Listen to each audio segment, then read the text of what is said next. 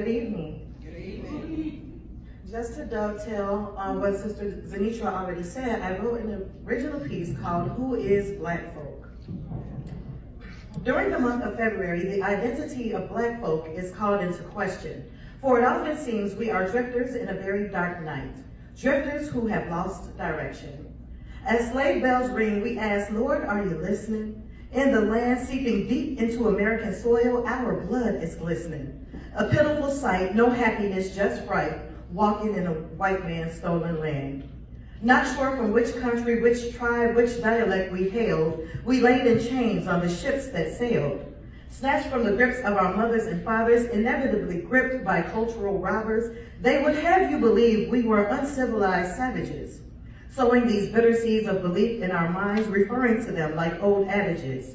But there are those of us who traversed troubled waters, came to this land with royalty and wealth in hand, lived lavishly, never to become martyrs. In fact, there were those of us whose families owned slaves, deep, dark ancestral skeletons that gladly went to the grave. Yes, unfortunately, Black folk from time to time had our own Judases that coerced our brothers to board the slave ship. Brothers that shared our blood, our skin, our tongue, brothers like Tip Who Tip. So see, it's hard to know just who we are when from our genesis we've drifted so far.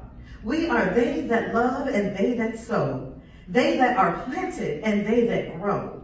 We came from a land that mines the most precious stones and metals for us to tread upon, dining on the fruits of the earth, dancing to our heart's joy, marching to the beat of our own drum, smiling in the face of the sun. Don't you dare let them make you question your worth.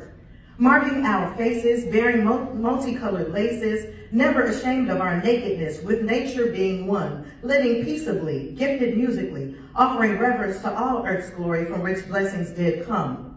Curbed diets, nourished rightly for survival, speaking in tongues that were tribal. Correct me if I'm wrong, but doesn't it sound like we are they that were described in the Bible?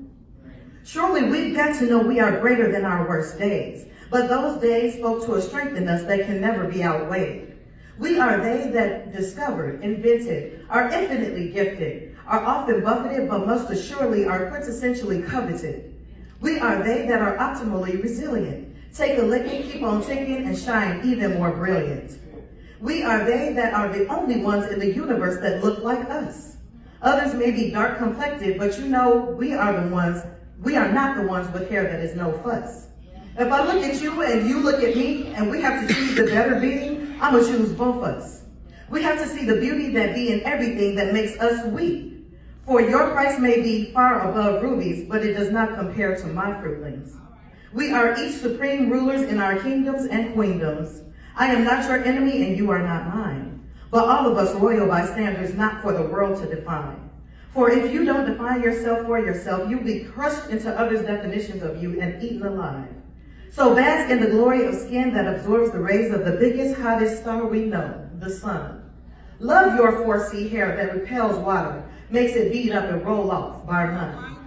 Love the you that the world eschews, because your value is undisputed. So don't you ever allow your voice to be muted. You are to be celebrated. Lift your head high, keep it elevated. Allow your definition of us to be relentless, because we are. And no matter where you go or what you find, always remember these things.